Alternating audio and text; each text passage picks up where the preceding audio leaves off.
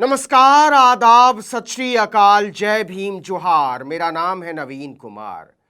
लद्दाख के गांधीवादी पर्यावरण कार्यकर्ता और बुद्ध के अनुयायी सोनम वांगचुक को गिरफ्तार करना दिखाता है कि नरेंद्र मोदी बुद्ध, गांधी और बाबा साहब के सत्य और अहिंसा के सिद्धांत से कितना डरते हैं और उससे कितनी नफरत करते हैं।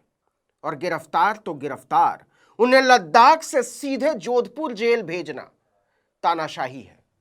सोनम वांगचुक क्या कोई आतंकवादी है? नहीं, वह दुनिया के प्रसिद्ध इनोवेटर हैं। लद्दाख के नाजुक पर्यावरण को लेकर एक सुचिंतित नागरिक है। अनौपचारिक शिक्षा को लेकर उनके प्रयोगों की पूरी दुनिया में मिसालें दी जाती हैं। लेकिन नरेंद्र मोदी और अमित शाह कहते हैं कि आदमी देशद्रोही है। उनके खिलाफ नेशनल सिक्योरिटी एक्ट यानी रासूका लगाया गया है। उनके संस्थान Himalayan institute of alternatives Ladakh का एफसीआरए लाइसेंस रद्द कर दिया गया। सीबीआई ने अलग से जांच शुरू कर दी और उन्हें रातों रात घर से उठाकर 1500 किलोमीटर दूर राजस्थान के जोधपुर की जेल में डाल दिया गया। यह गांधी के अहिंसक सिद्धांतों पर ऐसी चोट है जिसके दाग मोदी के दामन से कभी नहीं धुलेंगे। लोकतांत्रिकता का संसार स्तब्ध है। कोई प्रधानमंत्री एक साथ इतना कायर और क्रूर कैसे हो सकता है? जम्मू कश्मीर के मुख्यमंत्री उमर अब्दुल्ला ने इसे लोकतंत्र में असहिष्णुता का प्रतीक बताते हुए पूछा कि लद्दाख को छठी अनुसूची में डालने के वादे से मोदी सरकार क्यों पलटी? उन लोगों के साथ कुछ वादे हुए जिस तरह हमारे साथ हुए। अब समझ में नहीं आता मरकज की हुकूमत की क्या मजबूरी है कि वादे करने के बाद वो उन वादों से मुकर जाते हैं। वहीं राज्य की पूर्व मुख्यमंत्री महबूबा मुफ्ती ने कहा कि शांति, स्थिरता और सत्य के पक्षधर सोनम को केवल वादों की याद दिलाने की सजा दी जा रही है। कांग्रेस महासचिव जयराम रमेश ने कहा कि ये एनएसए का दुरुपयोग है और लद्दाख की सुरक्षा को खतरा पहुंचा रहा है। अरविंद केजरीवाल ने भी चुप्पी तोड़ी और कहा कि ये लोकतांत्रिक अधिकारों का हनन है। जानते हैं नरेंद्र मोदी की परेशानी क्या है? नरेंद्र मोदी की परेशानी अडानी है। सोनम वांगचुक लगातार लद्दाख को पूर्ण राज्य का दर्जा देने और इसे संविधान की छठी अनुसूची में डालने की मांग कर रहे हैं। संविधान की छठी अनुसूची में शामिल करने से लद्दाख में स्वायत्त प्रशासन, स्थानीय संसाधनों पर नियंत्रण और सांस्कृतिक पर्यावरणीय संरक्षण को बढ़ावा मिलेगा। पूर्वोत्तर के आदिवासी बहुल राज्यों जैसे असम, मेघालय, त्रिपुरा और मिजोरम पहले से इस अनुसूची के तहत आते हैं। यह अनुसूची स्थानीय समुदायों को विशेष अधिकार देती है। इससे क्या होगा, इसको भी समझिए। इससे गैर आदिवासी और गैर स्थानीय लोगों के जमीन खरीदने या जमीन ट्रांसफर करने पर प्रतिबंध लग जाएगा।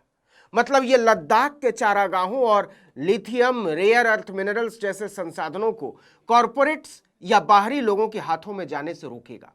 इसका सीधा अर्थ है कि लद्दाख की जमीन पर लंबे समय से नजर गड़ाए बैठे मोदी के यार अडानी और अंबानी की हसरतें पूरी नहीं होंगी। खेल यहां है। अडानी अंबानी की हसरत पूरी होने के रास्ते में सबसे बड़ी अड़चन कौन है? सोनम वांगचुक। इसलिए उन्हें पूरी तरह खत्म करने और बदनाम करने के लिए एक चौतरफा जाल बुना गया है। मोदी की दूसरी परेशानी क्या है, इसको भी समझ लीजिए। लोकप्रियता। मोदी के चेले तमाम कोशिशों के बावजूद उन्हें विश्व गुरु साबित करने में नाकाम रहे हैं। देश में उनकी हालत खराब है। मोदी की सभाओं में लोग नहीं आ रहे। विश्व नेताओं के सामने मोदी की बेमतलब के हंसी ठहाकों ने उन्हें कई बार हास्यास्पद बनाया है। बावजूद इसके वो इस बात को स्वीकार नहीं कर पा रहे हैं कि उनके अलावा भी कोई आदमी देश के किसी हिस्से में लोकप्रिय हो सकता है, और खासकर तब जब वो अल्पसंख्यक समुदाय से आता हो और इस कदर लोकप्रिय हो सकता है। सोनम वांगचुक क्या कर रहे थे? चुपचाप भूख हड़ताल पर बैठे। सोनम वांगचुक ने 10 सितंबर 2025 को लद्दाख को पूर्ण राज्य का दर्जा देने और छठी अनुसूची में शामिल करने की मांग को लेकर भूख हड़ताल शुरू की थी। यह विशुद्ध तौर पर गांधीवादी तरीका है और इस मांग को लेकर यह उनकी कोई पहली हड़ताल नहीं थी। पहला उपवास तो उन्होंने जम्मू कश्मीर से अनुच्छेद 370 हटाने, उसे 2 हिस्सों में बांटने और राज्य का दर्जा छीने जाने के कुछ ही महीने बाद लेह में किया था। इसके बाद 2020 में छठी अनुसूची में शामिल करने और संसाधन संरक्षण की मांग को लेकर 21 दिन का उपवास किया। केंद्र के साथ बातचीत के बाद यह खत्म हुआ।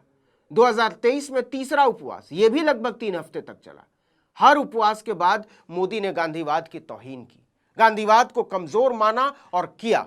सोनम वांगचुक ने नरेंद्र मोदी की बार बार की गई वादा खिलाफी से निराश होकर 2024 के सितंबर में लद्दाख की नाजुक पारिस्थितिकी यानी ग्लेशियर, चारागाहों वगैरह को कॉरपोरेट खनन ऊर्जा परियोजनाओं से बचाने की मांग को लेकर लेह से दिल्ली तक राजघाट की पैदल यात्रा शुरू की। इस यात्रा में हजारों लोग शामिल हुए। इसने पूरी दुनिया का ध्यान अपनी तरफ खींचा और मोदी सरकार ने उनके साथ बिल्कुल वही किया जो किसानों के साथ किया था। दिल्ली में घुसने से पहले ही उन्हें दूसरे गांधीवादियों के साथ हिरासत में ले लिया गया। 100 लोगों को रोकने के लिए अमित शाह ने दिल्ली की सीमा पर 1000 से ज्यादा पुलिसकर्मी तैनात कर दिए थे। उन्हें 36 घंटे तक हिरासत में रखा गया। इससे पूरी दुनिया में नरेंद्र मोदी की भारी भद्द पिटी, क्योंकि दुनिया का कोई भी राष्ट्राध्यक्ष भारत आता है तो वह अहिंसा के पुजारी राष्ट्रपिता महात्मा गांधी की समाधि राजघाट जरूर जाता है। लेकिन भारत में ही सोनम वांगचुक और दूसरे यात्रियों को नजरबंद कर दिया गया। अंत में जाकर 2 अक्टूबर को गांधी जयंती के दिन उन्हें केवल राजघाट जाने की इजाजत दी गई। इसके बाद सोनम वांगचुक दिल्ली के लद्दाख भवन में ही, जहां उन्हें रखा गया था, अनिश्चितकालीन उपवास पर बैठ गए। बाद में केंद्र के आश्वासन पर उन्होंने 15 दिन बाद अनशन खत्म किया। कमाल की बात तो यह है कि उस दिन तक सोनम वांगचुक देशद्रोही नहीं थे। उनकी संस्था में कोई गड़बड़ी नहीं मिली थी। लेकिन जैसे ही लेह में उनके पीछे हजारों छात्र छात्राओं, नौजवानों का सैलाब उमड़ा, मोदी सरकार की नींद उचट गई। एक बुद्धिस्ट इतना लोकप्रिय कैसे हो सकता है? एक गांधीवादी अल्पसंख्यक समुदाय से आने वाला इतना लोकप्रिय कैसे हो सकता है? इस बार भी वांगचुक पूरी तरह से शांतिपूर्ण धरना कर रहे थे और गांधीवाद में उनका भरोसा देखिए। यह हड़ताल मूल रूप से 35 दिनों की थी, लेकिन 24 सितंबर 2025 को लेह में हिंसक प्रदर्शनों के बाद उन्होंने इसे खत्म कर दिया और यह कहते हुए खत्म किया कि इससे अहिंसा में उनके यकीन को धक्का लगा है। हमारा यह रास्ता नहीं हो सकता। कायदा क्या कहता है? कोई दूसरा प्रधानमंत्री होता तो क्या करता? सोनम वांगचुक का इस्तेमाल लेह लद्दाख में शांति के लिए करता, उनके साथ बातचीत करता। लेकिन मोदी ने गांधीवाद के दमन का रास्ता चुना, उसे कुचलने का रास्ता चुना। क्यों?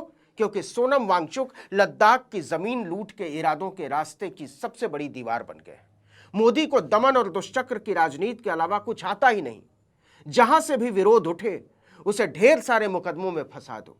जो प्रधानमंत्री विश्वविद्यालयों में पढ़ने वाले छात्र छात्राओं तक को सालों साल बिना किसी सिद्ध कसूर के जेलों में सड़ाए रखता है, उसकी क्रूर मानसिकता की सिर्फ कल्पना ही की जा सकती है।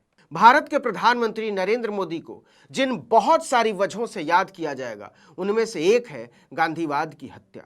दुनिया का हर तानाशाह सबसे ज्यादा अहिंसक आंदोलनों से डरता है। मोदी और उनके चेलों ने 3 काले कृषि कानूनों को वापस लेने की मांग कर रहे किसानों के शांतिपूर्ण आंदोलन को कुचला, नौकरी मांग रहे छात्रों के आंदोलन को कुचला और तो और महिला शिक्षकों के आंदोलन को कुचला। जब भी कोई मांग उठी है, लाठी और गोली के दम पर नरेंद्र मोदी ने मांग उठाने वालों की कमर तोड़ डाली।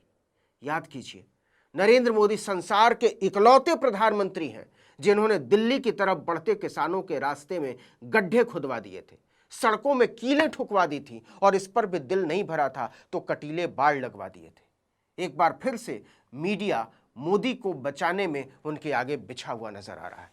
यकीन न हो तो इस रिपोर्ट को देख लीजिए। हेडलाइन है, वांगचुक के एनजीओ से निकल कंपनी और फिर निजी खातों में पहुंची रकम, लद्दाख हिंसा की साजिश से जुड़ रहे तार, विदेशी लेन देन को लेकर सीबीआई ईडी कसेंगे शिकंजा। यह पूरी रिपोर्ट पत्रकारिता के मूल सिद्धांतों की हत्या करके नरेंद्र मोदी के दलाल की तरह लिखी गई है। इतिहास इस दलाल मीडिया को भी दर्ज कर रहा है। वांगचुक की पत्नी गीतांजलि यंगमो ने कहा, उनके पति के साथ अपराधियों की तरह व्यवहार किया जा रहा है। उनकी छवि खराब करने के लिए झूठी कहानियां बनाई जा रही हैं। उन्हें राष्ट्र विरोधी के रूप में चित्रित किया जा रहा है। यह एक लोकतंत्र में सत्ता का सबसे निकृष्ट रूप है। मैं कोशिश करूंगा कि ऐसी रिपोर्टों के पोस्टमार्टम पर भी अलग से एक रिपोर्ट बनाई जा सके। लेकिन अभी का सच यह है कि सोनम वांगचुक की गिरफ्तारी ने भारत की सर्वोच्च अदालत के सामने भी नैतिकता की एक लकीर खींच दी है। देखते हैं मिलॉर्ड इस पर स्वतः संज्ञान लेते हैं या नहीं। वांगचुक ने गिरफ्तारी से पहले ही बोल दिया था कि उन्हें राष्ट्रद्रोह में फंसाकर सालों जेल में डालने की साजिश रची जा रही है। मैं इसके लिए तैयार हूं, लेकिन वो लोग मुगालते में हैं। आजाद सोनम वांगचुक से ज्यादा सत्ता को कैद वांगचुक चुभने वाला है। ये बात सच साबित होती नजर आ रही है। लेह एपेक्स बॉडी ने साफ कह दिया है कि सोनम की गिरफ्तारी से आंदोलन रुकने वाला नहीं है। सवाल है कि नरेंद्र मोदी को गांधी, बुद्ध और बाबा साहब के सिद्धांतों पर चल रहे एक बौद्ध आदिवासी से इतनी चिढ़ क्यों है कि वो उसे हमेशा के लिए कुचल देने पर आमादा है। इस वीडियो में इतना ही, लेकिन अगर आपने आर्टिकल 19 इंडिया को अब तक सब्सक्राइब नहीं किया है तो फौरन कर दीजिए, बेल आइकॉन दबाइए, घंटी जैसी आकृति लाइक कीजिए और कमेंट करके बताइए हमारा वीडियो आपको कैसा लगा। हमारा ट्विटर हैंडल है article19_India और मेरा ट्विटर हैंडल है नवीन जर्नलिस्ट। नमस्कार।